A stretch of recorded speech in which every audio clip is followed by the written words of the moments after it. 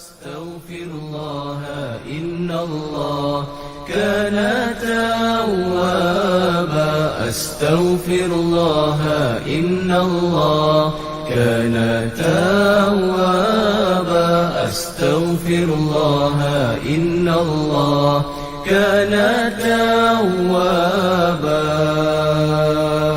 أستغفر الله إن الله كان توابا أستغفر الله إن الله كان توابا أستغفر الله إن الله كان توابا أستغفر الله إن الله كان توابا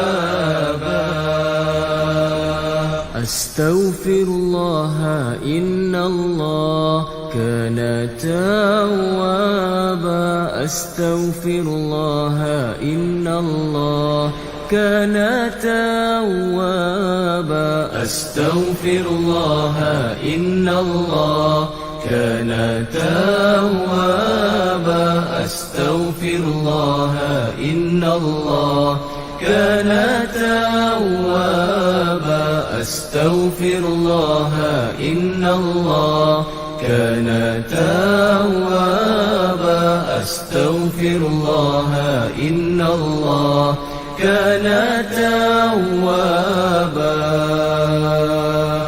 أستغفر الله إن الله كان توابا أستغفر الله إن الله كان توابا أستغفر الله إن الله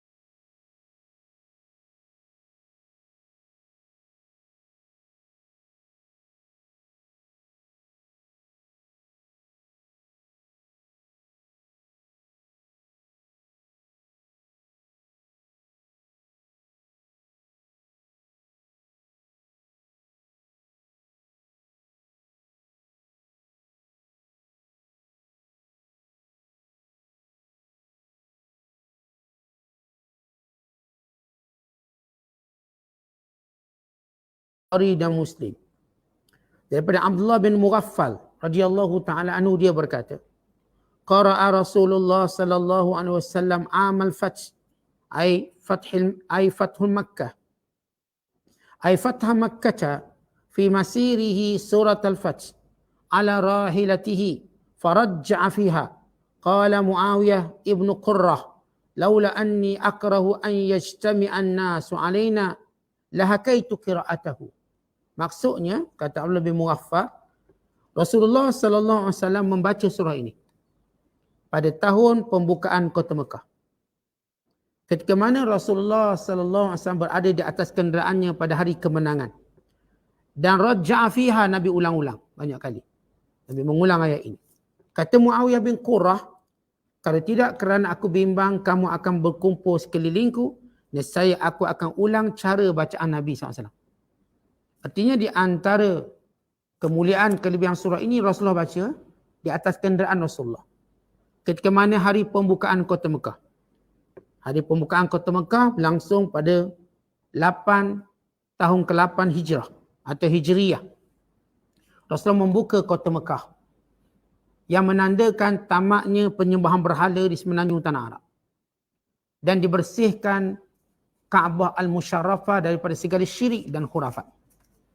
Dan ditegakkan kembali agama fitrah, itu agama Islam yang diwahyukan kepada seluruh nabi-nabi dan rasul-rasul, yang disempurnakan oleh Nabi Muhammad sallallahu alaihi wasallam. Kerana Kaabah merupakan bangunan pertama, bahkan tempat pertama yang Allah bina, yang Allah perintah supaya dibina untuk taat kepada Allah Taala. Inna awwala baitin wudi'a lin-nas lalalladzi bi Bakkah mubaraka wa hudan lil alamin. Sesungguhnya tempat ibadat yang pertama yang Allah Ta'ala tentukan ialah tempat di mana dibinanya Kaabah, yang menjadi petunjuk kepada sekalian alam. Maka kembali fitrah, Kaabah itu disucikan daripada berhala dan khurafat. Pada hari pembukaan kota Mekah, Rasulullah membaca surah ini sampai habis. Dan Nabi mengulang-ulangnya. Kata Muawiyah bin Qurrah, kalau takut, kalau tidak kan aku bimbang orang akan berkumpul keliling aku. Jadi crowd. Saya aku akan ulang cara Rasulullah baca. Ini menunjukkan kelebihan surah ini. Baik, surah ini dan hubungan dengan surah sebelum ini. Iaitu surah yang kita bacakan sebelum ini, iaitu surah Muhammad sallallahu alaihi wasallam. Kalau dalam surah ini, yakni surah Al-Fatah ataupun Al-Fath, yang memberi maksud kemenangan yang terhasil disebabkan peperangan, sebagaimana yang diterangkan dalam hadis Nabi sallallahu alaihi wasallam, annaha nazalat mubayyinatun lima yuf'al bihi wa bil mu'minin. Sesungguhnya surah ini menceritakan apa? Lima yaf'al bihi wa bil mu'minin, apa yang bakal dilakukan oleh Nabi sallallahu alaihi wasallam dan apa yang akan dilakukan oleh orang beriman. Kalau dalam surah sebelum ini Allah Taala sebut, wa ma adri ma yuf'alu bi wala bikum, aku tidak mengetahui apa yang Allah perintahkan pada aku dan apa yang Allah perintahkan padamu.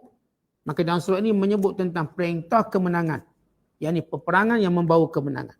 Dan dalam surah Muhammad Allah Taala sebut, fa iza laqitumul ladzina kafaru fadarbar riqab, bila kamu bertemu dengan orang kafir maka perangi mereka dengan bersungguh-sungguh.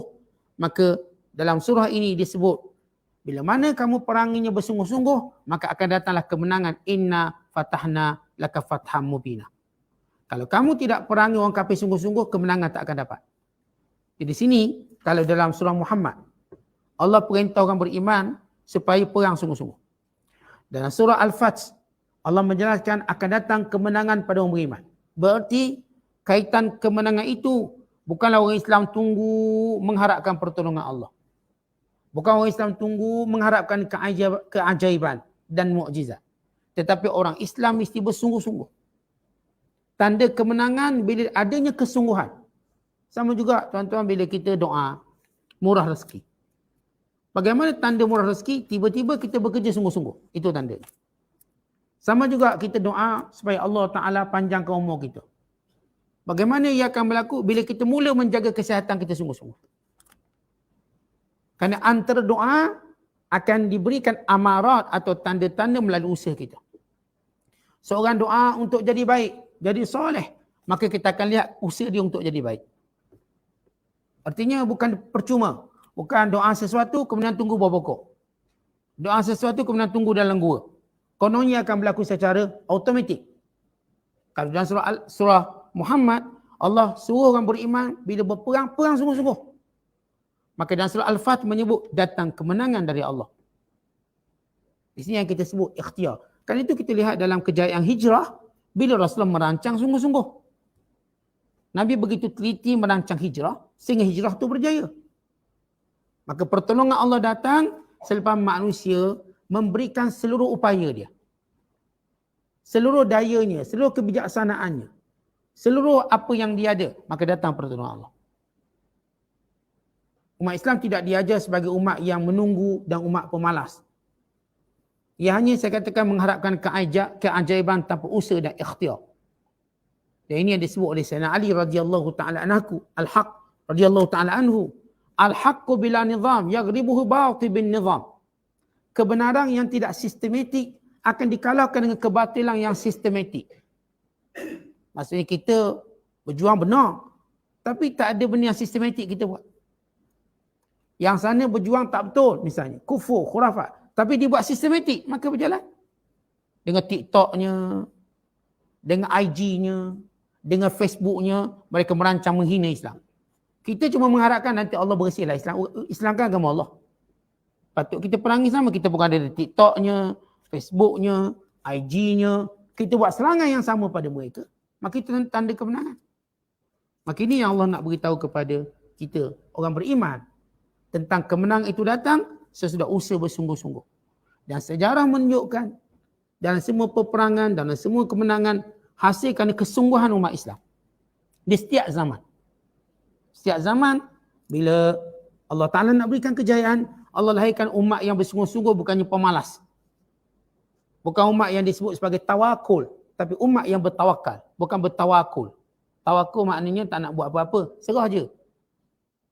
Umat yang bertawakal ialah umat yang buat segala apa yang dia ada. Kemudian diserahkan kepada Allah Subhanahu Wa Taala. Ini baru umat Islam. Supaya kita baiki karakter kita. Karakter yang mengharapkan keajaiban.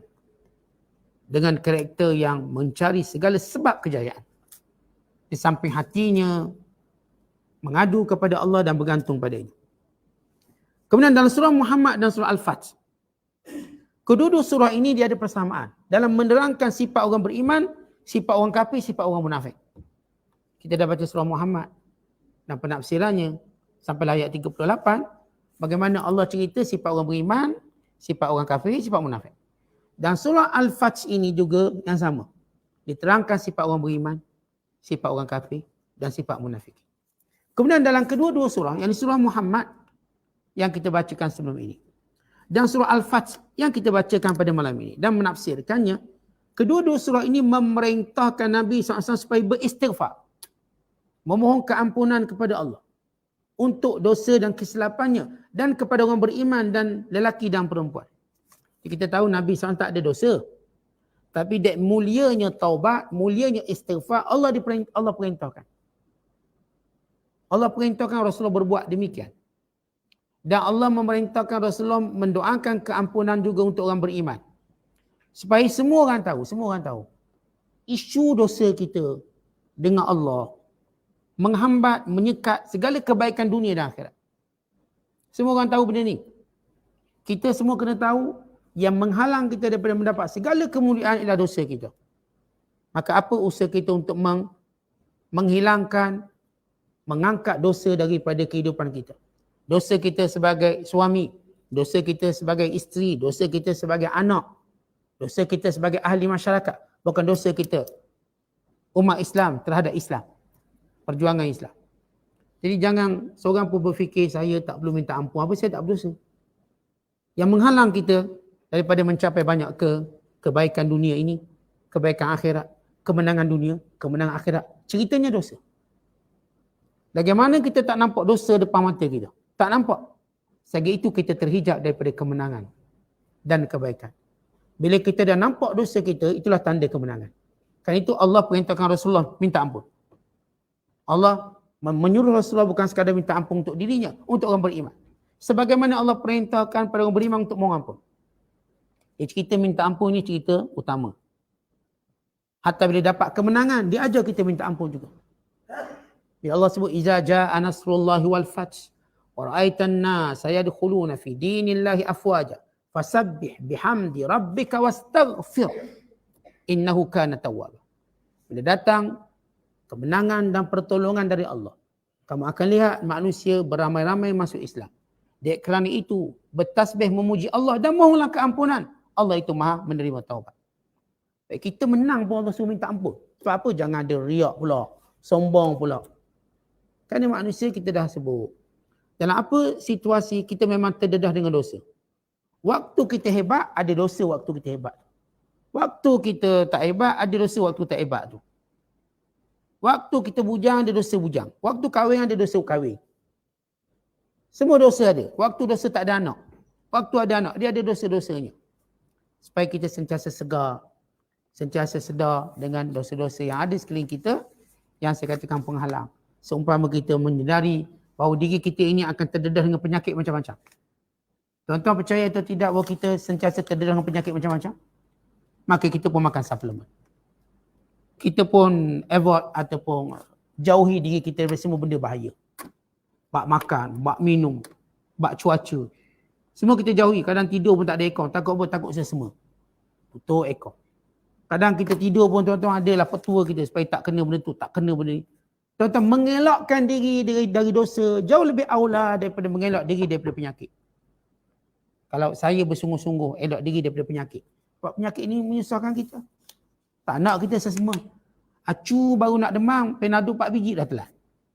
Rasa macam nak demam. Rasa. Belum demam, nak 4 biji. Baru rasa nak batuk, 2 botol ubat batuk dah minum. Baru rasa nak sesama sikit, tisu sepoket penuh bawa dah. Takut. Bersedia. Begitu manusia. Padahal penyakit ni tuan-tuan, taklah besar mudaratnya berbanding dosa. Tak besar mudaratnya berbanding dosa. Dosa ni mudaratnya besar. Dunia, akhirat. Kerana itu biar kita berjaga-jaga diri kita dari dosa sebagaimana kita berjaga-jaga diri kita daripada penyakit. Biar lebih pada tu. Biar kita sakit sikit dah pergi hospital. Kita pun bila rasa dosa sikit, jumpa orang yang tahu bagaimana menyelesaikan dosa. Bagaimana merawat dosa. Sakit pandai pergi klinik, pandai pergi farmasi. Kadang-kadang reda untuk duduk ward. Dah siang-siang beli kad insurans, dah bersedia untuk masuk ward. Beli kad insurans tu bersedia masuk ward. Belilah berapa juta.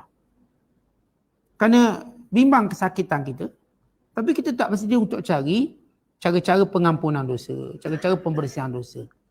Ini suatu muhasabah yang perlu kita nilai balik. Sebab dalam kedua-dua surah Muhammad sebelum ini, yang surah Al-Fath menyebut tentang peranan kita memohon keampunan Allah SWT. Baik, kandungan surah ini. Pertama kita kena tahu bahawa surah ini turun pada waktu malam. Dan diturun di tempat antara Mekah dengan Madinah. Dan diturun ketika mana selesainya perjanjian Hudaibiyah. Kita tahu sejarah turun. Diturun waktu malam. Diturun di tempat antara Mekah dan Madinah. Itu namanya Hudaibiyah. Dan diturun selepas selesainya suluh Hudaibiyah. Perjanjian Hudaibiyah. Dan surah ini semuanya dikenali sebagai surah Madaniyah. Surah ini juga menceritakan tentang orang munafikin yang zahir di Madinah. Bahkan surah ini juga menjelaskan beberapa hukum hakam seperti jihad, ibadat dan muamalat. Ini kandungan surah ini. Baik, kalau kita lihat surah ini dimulakan dengan memberi khabar gembira pada Nabi SAW akan kemenangan yang agung. Dinamakan sebagai Al-Fathul A'zam.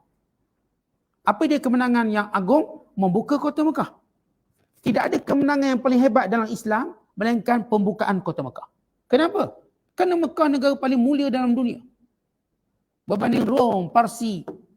Tentang kejatuhan Rom, kejatuhan Parsi. Dan kejatuhan semua wilayah-wilayah Islam. Tidak sehebat dengan pembukaan kota Mekah. Ini kerana kota Mekah, kota yang paling suci, yang paling mulia. Tempat pertama Allah Ta'ala perintahkan supaya dibina Kaabah. Tempat ibadat yang pertama yang menjadi tempat manusia menghadap kiblat daripada zaman Adam sampai Nabi Muhammad SAW sampai umat akhir zaman. Maka Mekah ni hebat. Maka kisah pembukaan kota Mekah ini Allah Ta'ala cerita dalam Quran. Kerana ia hebat. Bahkan Allah Ta'ala cerita muqaddimah menang. Sebelum menang Allah dah cerita muqaddimah menang. Kalau para ulama menyatakan perkataan Al-Fath di sini ialah inna fatahna laka fatham mubina. Maksudnya kami telah mengurniakan sebab kemenangan kamu. Apa dia? Perjanjian Hudaybiyah. Kerana berlangsungnya perjanjian Hudaybiyah berarti muqaddimah kepada kemenangan. Tuan-tuan kita, dalam apa jua pun, memanglah kita nampak kemenangan. Tetapi kita jauh lebih melihat tanda kemenangan. Tanda kemenangan itu, dia lebih cepat mengembirakan kita. Oh, ini tanda kita nak menang. Kita dah semangat. Kita dah semangat untuk berusaha ke arahnya. Berbanding kita tahu-tahu menang. Atau mana yang lebih hebat? Kita sudah mengetahui tandanya atau tiba-tiba mengejut macam tu? Benda yang paling hebat, gembira, kita tahu ada tandanya. Isteri kita. Yang mengembirakan kita, dia ada tanda-tanda mengandung. Bukan terus beranak. Tahu-tahu, beranak dah awak. Itu terkejut lain. Yang pertama kita gembira bila kita dapati isteri kita ada tanda-tanda mengandung. Belum disahkan mengandung, tanda je. Dah gembira dah kita ni. Meloncat dah. Keliling rumah dah tawah. Gembira. Misalnya. Dia ni tak ada anak ke, misalnya tunggu anak. Dia nampak tanda cukup gembira. Dia bukan tunggu beranak ke baru gembira. Tanda-tanda. Maka demikian kemenangan, bila nampak tanda kemenangan, itu dah menggembirakan.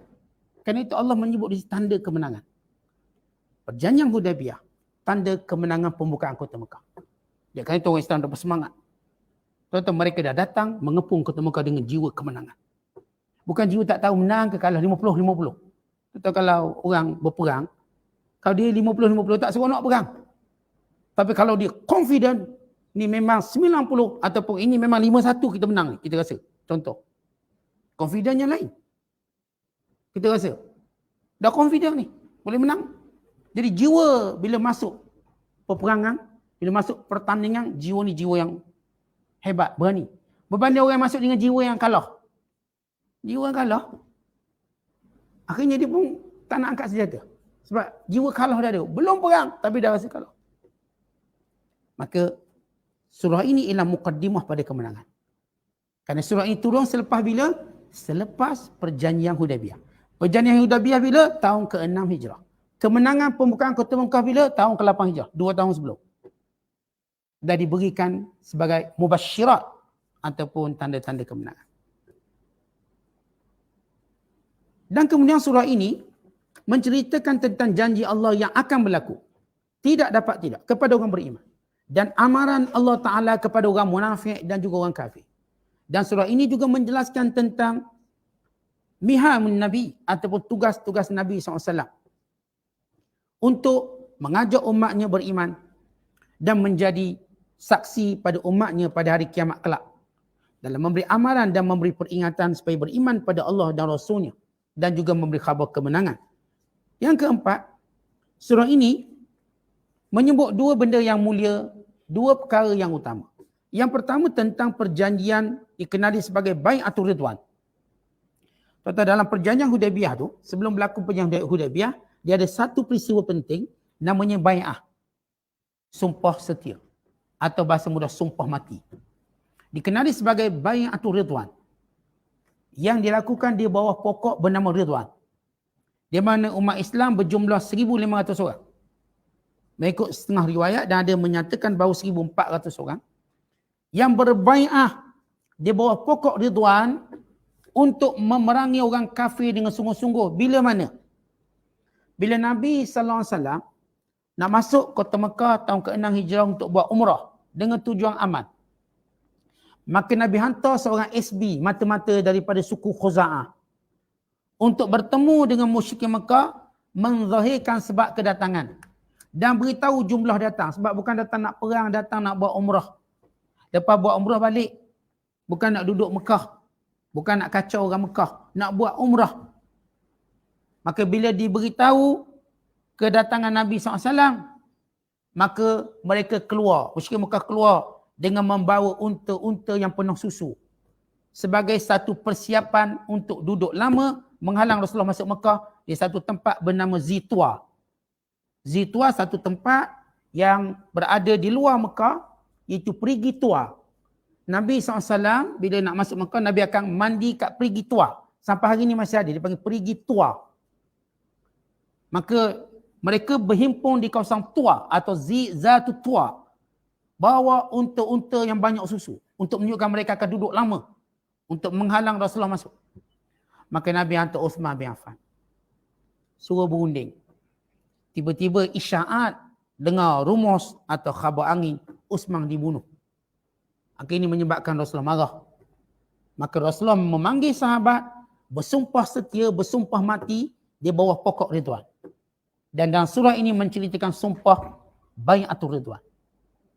Untuk menunjukkan sumpah ini ialah satu sumpah yang dimuliakan oleh Allah. Yang Allah bersama-sama dengan sumpah ini. Dan Allah merakamkan sumpah yang hebat ini. Yang telah dibuat oleh Nabi SAW. Nabi kata, ini tanganku. Ini tangan Uthman. Maka letakkan. Untuk berbai'ah. Maka semua letak tangan bai'ah. Kalau kita berbai'ah untuk mati. Untuk membalas dendam kematian Uthman bin Affan. Tetapi bila orang kafir dengar orang Islam bersumpah mati. Ini benda besar. Mereka mula kecut perut. Allah mencampakkan rasa takut mereka. Sehingga berlangsungnya perjanjian. Yang kita akan cerita nanti. Yang kedua, dalam surah ini sebut dua benda yang utama. Ialah tentang munafik yang ada. Yang zahir perangai munafik di kalangan Arab, Aslam, Juhainah, Muzainah, Ghifar. Yang mereka ini pada hari Hudaibiyah, mereka tidak bersama dengan Nabi SAW. Zahir perangai dan watak orang-orang munafikin. Bahkan diceritakan dalam 1400 tadi, waktu berbayang, seorang tak nak bayang. Dia orang munafik yang bersembunyi di bawah perut unta. Anak dia. Sebab dia munafik. Setengah sumber sejarah menyatakan, dia insaf, dia bertaubat dan kembali pada sufuf, pada sah orang Islam. Tapi sebelum Rasulullah bergerak ke Mekah, maka golongan suku Aslam, suku Juhainah, suku Muzainah telah menunjukkan watak tidak mahu mengikuti Rasulullah SAW. Maka zahir sifat munafik dan Allah Ta'ala sebut dalam surah ini tentang kelompok yang tidak mahu bersama Rasulullah dalam perjanjian Hudaibiyah. Mereka ialah golongan munafik. Kemudian surah ini juga menyebut tentang kemuliaan orang beriman yang telah berbai'ah bersumpah setia di dalam bersama dengan Nabi SAW untuk menentang orang-orang kafir Quraisy. Allah menyebut tentang kemuliaan mereka yang berbai'ah. Dan surah ini juga menyebut tentang benarnya mimpi Rasulullah SAW. Nabi bermimpi sebelum turun surah ini. Masuk ke kota Mekah dengan keadaan menunduk kepala, bercukur dan menggunting rambut. Bersama dengan orang beriman. Dan Nabi cerita mimpi itu pada orang beriman. Yang paling gembira ialah orang muhajirin. Kerana ia memberi isyarat, memberi maksud akan masuk ke Mekah. Sesudah mereka lama dah tinggal Mekah. Rasulullah bermimpi masuk Mekah. Tapi dalam mimpi tak beritahu tahun bila. Dan Rasulullah pun tak beritahu bila. Nabi kata, aku bermimpi. Mudah-mudahan kamu diberikan kemuliaan untuk melakukan umrah. Tapi Nabi tak janji dengan sahabat. Supaya kita nak betulkan ada orang kata Nabi pun tipu juga. Nabi kata tahun ni buat umrah, tiba-tiba tak jadi umrah. Nabi tak beritahu tahun ni buat umrah. Nabi berharap mudah-mudahan tahun ni boleh. Nabi tak takbir mimpinya waktu Rasul bermimpi masuk Mekah Mukarramah dan keadaan mencukur kepalanya, tunduk kepalanya, memberi maksud masuk umrah tahun ni. Tapi Nabi kata kita akan diizinkan umrah. Tapi aku tak tahu bila. Ikut. Mudah-mudahan kita dapat. Dan ia tidak berlaku tahun Rasulullah keluar tahun ke-6. Dan berlaku setahun selepasnya tahun ke-7. Dengan aman, tanpa gangguan. Selama 3 hari Rasul melaksanakan umrah.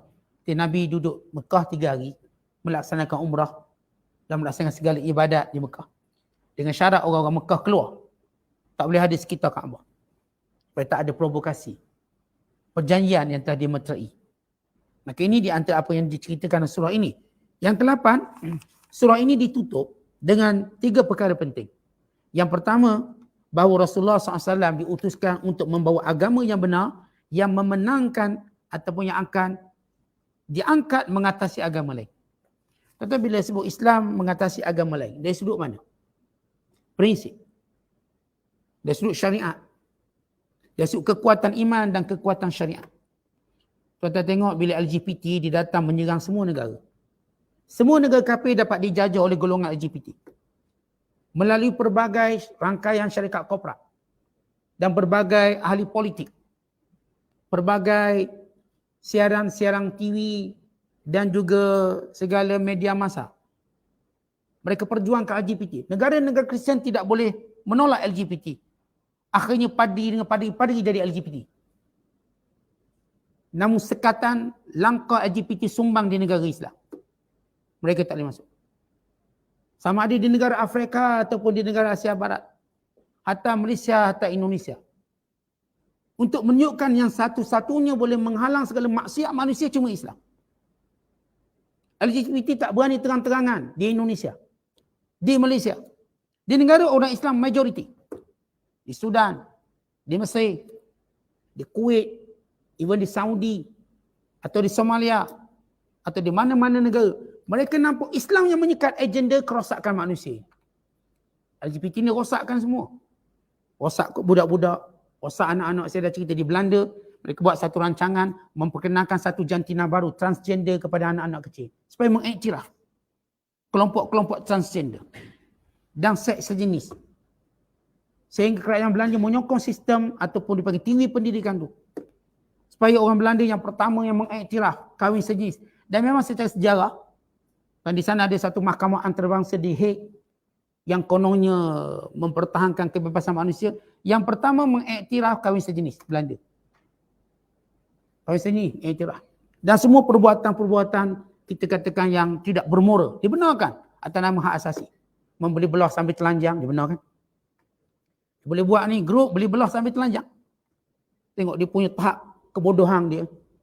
Bila dia dan tak ada agama boleh sekat dia selain Islam. Kerana itu mereka menghalakan pemusuhan kepada Islam kerana mereka kata hanya Islam yang menyekat benda ni semua. Seorang padri mengakui. Dia kata kita Kristian tidak mampu menyekat LGBT. Sebab peringkat ada gereja terus isya diri mereka menyokong LGBT. Dan wujud padri LGBT.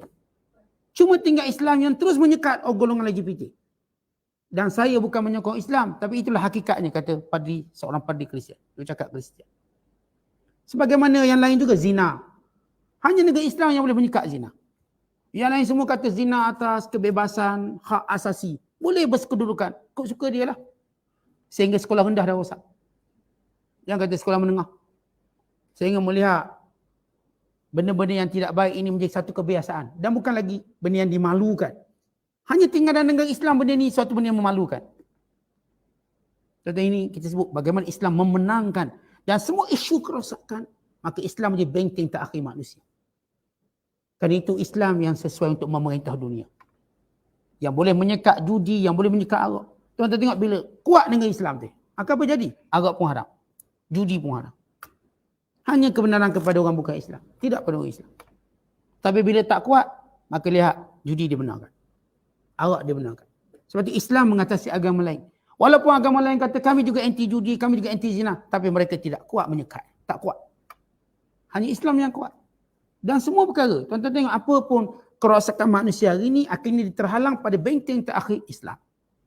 Dan inilah tujuan perutusan Islam. Bila Allah menyebut dalam surah ini, Allah utuskan Nabi Muhammad.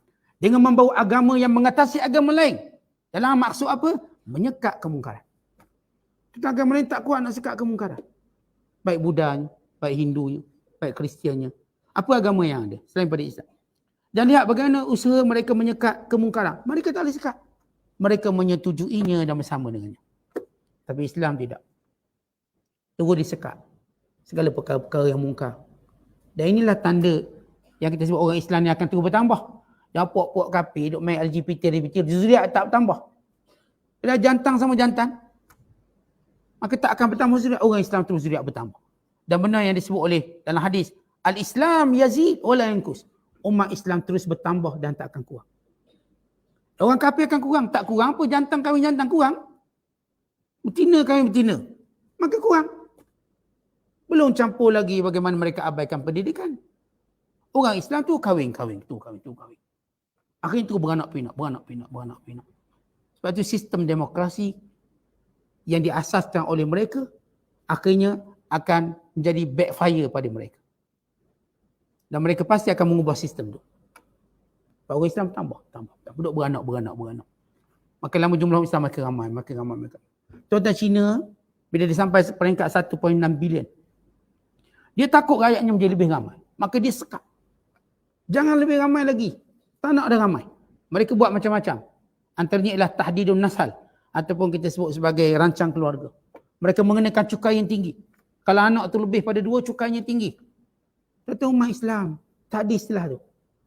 Tak ada satu pun negara Islam yang buat tahdidun nasal. Hakkan mengandung. Tak ada. Itu cuma tindakan individu seorang dua. Islam, Nabi sebut, fa inni mubahim bikumul umam.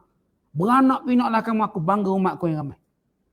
Akhir satu-satunya umat Islam, umat yang paling berbangga dengan zuriat dan anak yang ramai, umat Islam. Itu kita orang Islam, kau sebut berapa? Di anak ni 10. Oh hebat. 10 ramai. Orang kafir takut. 3 pun dia takut. Sebab apa? Yurang mahal cakap. Yurang mahal. Tak boleh. Macam mana mau tanggung? Sebab dia tengok rezeki di tangan dia. Kita melihat rezeki di tangan Allah. Dan Allah ingatkan kita tentang anak dan zuriat kita. Nahnu narzuquhum wa iyyakum. Kami beri rezeki pada anak kamu, kami juga beri rezeki pada kamu. Dan setiap bayi dilahirkan sudah ditetapkan rezeki dia. Tuan-tuan jangan Ustaz, saya gaji 800. Kalau anak 3, 800 juga mana cukup? Setiap anak dilahirkan telah dicatat rezeki dia. Banyak. Satu-satunya umat yang paling berani beranak ramai orang Islam. Walaupun dalam perang, tengok Palestin, dalam keadaan sekian, dia beranak ramai semacam 10 semacam. Dia tak ada perang beranak seorang je lah, susah nak makan. Tak, terus beranak ramai. Ni Yaman, Kebulurang, tetap beranak je ramai. Ni orang duduk bandar ni, rasa macam kaya, beranak dah kurang, tak nak beranak. Kebanyakan negara-negara kafir mereka tak nak beranak. Mereka memusuhi anak-anak. Takut beban pada keuangan. Even mereka buat satu persidangan untuk tak nak kahwin, jangan kahwin. Cuma buat seks bebas supaya tak beranak. Yang saya pernah cerita tentang persidangan kependudukan dunia. Yang golongan ini masuk untuk menggalakkan masyarakat jangan kahwin. Akhirnya kita dapati orang kafir dah tak kahwin. Dia cuma couple. Dia cuma kawan. Tapi kawan lebih pada kawan lah tu. Tapi kawan nama dia. Duduk serumah. Hanya orang Islam yang terus mempertahankan sistem perkahwinan. Dan itu menjadi kaum Islam ramai. Tapi ini maksudnya Allah mengutuskan Nabi Muhammad dengan Islam yang mengalahkan agama lain. Apa itu agama? Sistem, syariat. Agama ni kan disiplin. Tapi agama lain tak boleh disiplinkan umat dia. Tak boleh. Akhirnya mereka langgar semua. Sampai mereka memomokkan, menghina agama sendiri. Buat filem menghina agama. Tentu kita satu-satunya agama yang memuliakan semua Nabi-Nabi dan Rasul. Hukum melakukan watak Nabi, hukumnya haram. Mereka tuan-tuan dah buat filem kisah Nabi-Nabi, dah kutuk Nabi-Nabi melalui filem. Kita orang Islam tak dibenarkan. Haram. Menunjukkan muka Nabi pun tak boleh. Kan ini satu pembohongan pada Nabi. Kalau dia orang buat filem tentang The Prince of Egypt, Moses dan sebagainya, tunjuk haram kita menontonnya. Tak dibenarkan. Kerana Nabi tidak boleh digambarkan. Ini satu pembohongan. Tapi orang kafir tak ada pantang larang tu.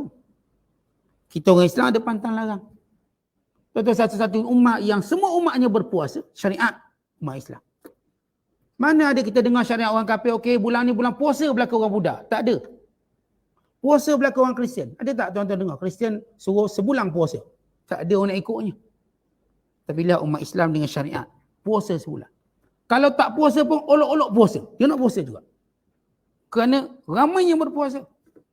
Ramai berpuasa. Akhirnya satu-satu umat yang ada hari raya paling gembira. Hari raya Aidilfitri.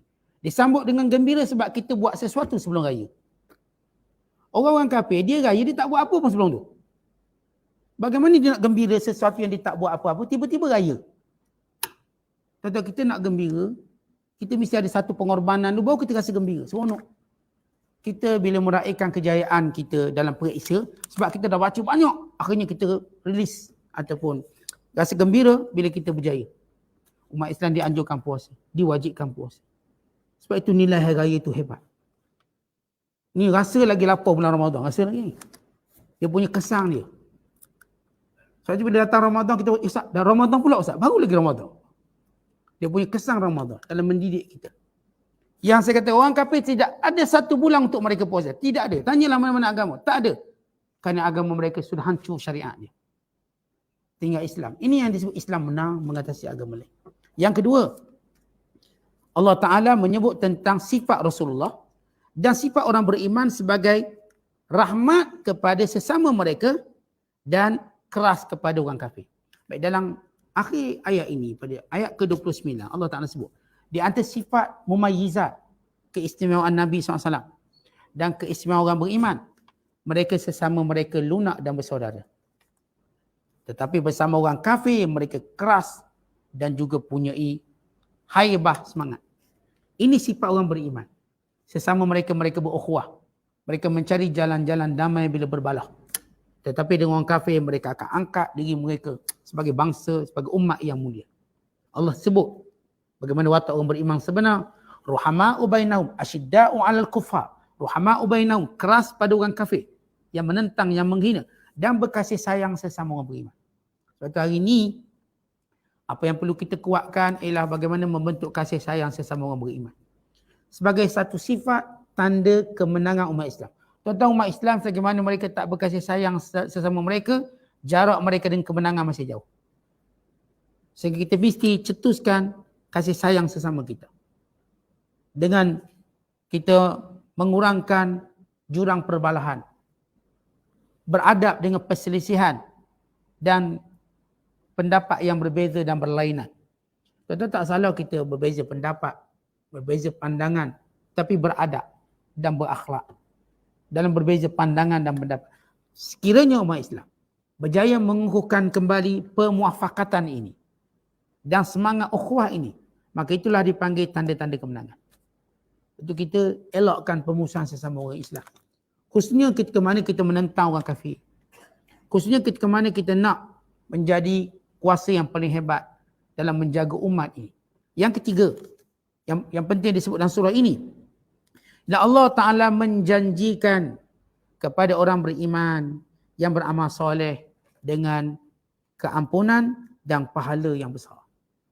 Ini surah ini ditutup dengan 3 keistimewaan ini. Yani pada ayat ke-29 Allah sebut 3 keistimewaan ini. Yang pertama, Allah sebut tentang fungsi Nabi SAW, bahawa agama untuk mengatasi segala agama lain, dan saya dah sebut antara maksud mengatasi agama lain syariatnya yang terus terpelihara, halal haram dosa pahala, hanya syariat Islam jaga. Agama lain semua hancur. Bak makan minum, pakat makan je, asal sedap. Tinggal Islam je cerita halal haram. Ada orang Buddha cerita halal haram. Ada Kristian cerita halal haram. Ada agama-agama lain cerita halal haram. Tak ada. Asal sedap makan mereka.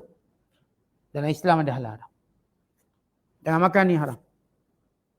Makan yang ni halal. Sehingga kita siap ada cok lagi halal haram. Untuk menunjukkan bagaimana kita menjaga syariat dan manhaj. Sehingga kalau kita tengok orang Islam makan benda haram, maka semua orang kategori ni benda haram.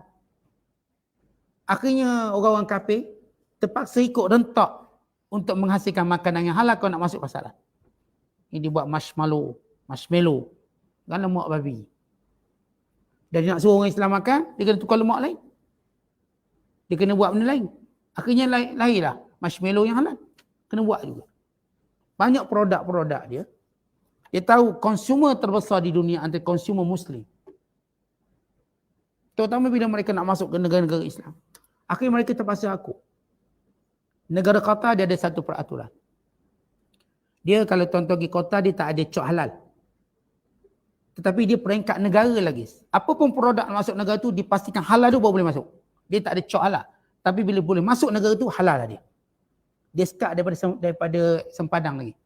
Kita dah benda tu kat dalam. Terpaksa kita cok halal ke atau sebagainya. Walaupun guru kami almarhum Dr. Mahmud Zuhdi, dia kata sepatutnya kita tak cok halal, kita cok haram. Supaya hina di mata semua orang, inilah produk haram. Produk halal jangan cok. Nak beritahu halal tu banyak, haram tu sikit. Jadi kita cuma cok haram je. Ini tengok haram. Kan bila kita cok haram, persepsi tu lain.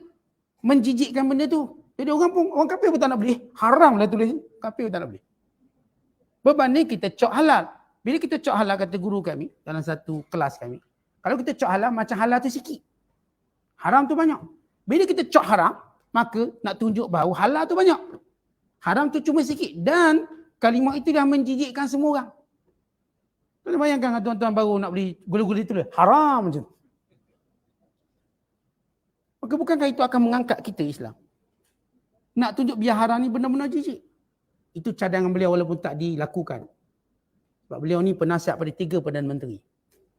Almarhum guru kami penasihat pada 3 Perdana Menteri. Ini benda-benda yang dia bercakap. Dia cakap ada masalah pemerintah nak buat tak nak buat itu hal lain. Tapi dia cakap sebagai orang yang menjadi penasihat. Antaranya ini yang dicakapkan. Tak payah kita letak halal-halal ni. Kita letak haram. Dan benda tu dia membuka minda kita. Kita kata, oh betul juga. Bila letak haram kan dia jadi macam lebih jijik. Bila kita letak yang haram tu tak ada apa tulis. Tu tak tulis. Macam benda tu okey. Itu ramai orang kita dihalalkan sendiri. Tak ada tanda halal. Tak fikir okey lah. Sebab dia tak ada tanda haram. Dah belasah. Sebab dia pakai baca ingredient je. Oh ini ya ni halal. Dia pun halalkan sendiri. Jadi kalau dia ubah sistem, yang haram cuma ditulis. Yang halal tak payah tulis. Yang saya sebut di Qatar, di peringkat tapisan negara mereka dah check. Maka yang masuk tu semua halal. Maka kita tak payah nak balik ada halal tak ada. Okay, masuk tu ya tu makan. Okay, beli juga dah coklat pacik pun kita beli. Kenapa? Kerana mereka dah guna daripada awal. Setiap negara ada cara dia. Kita ada cara kita. Walaupun itu dah satu cara yang baik dan menyelamatkan. Cuma kita nak sebut apa pun cara, orang Islam ada disiplin bab makan minum. Lalu kalau kita tanya orang kafir, awak ada disiplin makan minum? Syariat awak, agama awak? Praktik atau tidak? Takkan. Itu yang kita kata Islam menang mengatasi agama lain. Secara apa? Disiplin syariat. Terus kekal. Contoh ramai penyanyi rap atau rappers. Ramai selebriti. Berkata kami cuba untuk berhenti daripada arak dan dadah. Kami tak mampu berhenti sehinggalah kami masuk Islam dan boleh berhenti. Bahkan kalangan mereka yang menjadi ketagihan arak, mereka dah masuk banyak kita katakan pemulihan-pemulihan itu dan ini. Sehingga bila mereka memeluk Islam, baru benda itu boleh hentikan. Tu apa nama seorang penyanyi daripada Ireland yang baru meninggal dunia 26 hari bulan. One-one macam tu lah bunyi dia. Saya pun tak kerti nak sebut tapi dia dah nama Islam. Dia ada syuhada, nama Islam dia syuhada. Dia seorang yang lesbian, bisexual. Banyak cerita dia ni. Sebab dia hidup dalam broken family. Macam-macam. 2018 dia masuk Islam, dia boleh henti lesbian dia. Bisexual dia. Seks bebas dia. Arak dia. Dadah dia. Dia boleh berhenti. Dia cerita bagaimana dia hidup dalam keluarga kepaderian. Sebab masa kecil dia dibesar dalam gereja. Dan dia lihat setiap kejahatan paderi. Akhirnya bila dia buat konsert, dia koyak ketua paderi dunia. Pop tu, koyak. Kata inilah dia ketua kejahatan dunia. Sebab dia pernah hidup dalam gereja tengok penyelewengan. Satu kajian yang mengejutkan. Yang dibuat oleh seorang pengkaji. Dalam menginterview beberapa pastor dan juga paderi. Kata semua paderi, kebanyakan dia yang diinterviewkan. Lebih kurang 250 orang. Kebanyakan mereka paderi di waktu siang, tapi main kelab malam di waktu malam. Itu cara mereka melepaskan nafsu. Mereka cuba bohong kononnya bersih tak sentuh perempuan. Rupanya malam masuk kelab malam. Dan terlibat dengan pelacuran. Terlibat dengan seks sejenis. Mereka buat kajian sehingga mengejutkan dunia Eropah. Satu kajian terbaru yang saya baca ataupun yang saya lihat. Ni orang yang kaji. Dan dia juga seorang padri yang kaji ni. Dia buat interview padri-padri. Malam kau buat apa? Kelab malam. Maknanya ini satu hipokrit. Kita tak kata semua. Sebahagian hipokrit. Kerana mereka tidak menjaga syariat. Islam yang menjaga syariat. Yang saya kata tolak lesbian, tolak semua. Islam. Yang paling kukuh menolak segala perkara haram. Dalam semua bab. Dan inilah tujuan perutusan Nabi Muhammad SAW. Kelebihan surah ini. Surah ini diturunkan kepada Nabi SAW selepas Rasulullah pulang daripada perjanjian Hudaibiyah. Diriwayatkan oleh Imam Ahmad, Bukhari, Tirmizi, Nasai daripada Umar bin Khattab radhiyallahu ta'ala anhu daripada Nabi SAW. Dia berkata, Nazala alayyal bariyah surah hiya ahabbu ilayya minad dunya wa fiha. Inna fatahna laka fatham mubina liyaghfirallahu laka liyaghfira laka Allah ma taqaddama min dhanbika wa ma ta'akhkhar. Kata Nabi SAW, telah diturunkan kepadaku semalam surah yang paling aku cintai daripada dunia dan segala isinya, itu ayat Inna fatahna laka fatham mubina hingga akhirnya.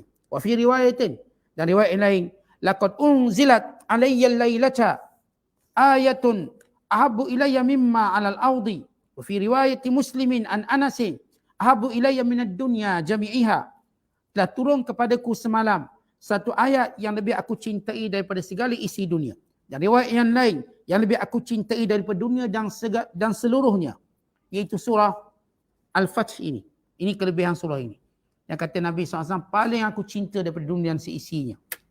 Pada kandungan surah ini yang menjanjikan kemenangan kepada umat Islam, bukan yang menjanjikan sifat orang beriman yang akan menang dan dalam memberi amaran keras kepada orang munafik dan juga orang kafir. Wallahu a'lam. Assalamualaikum.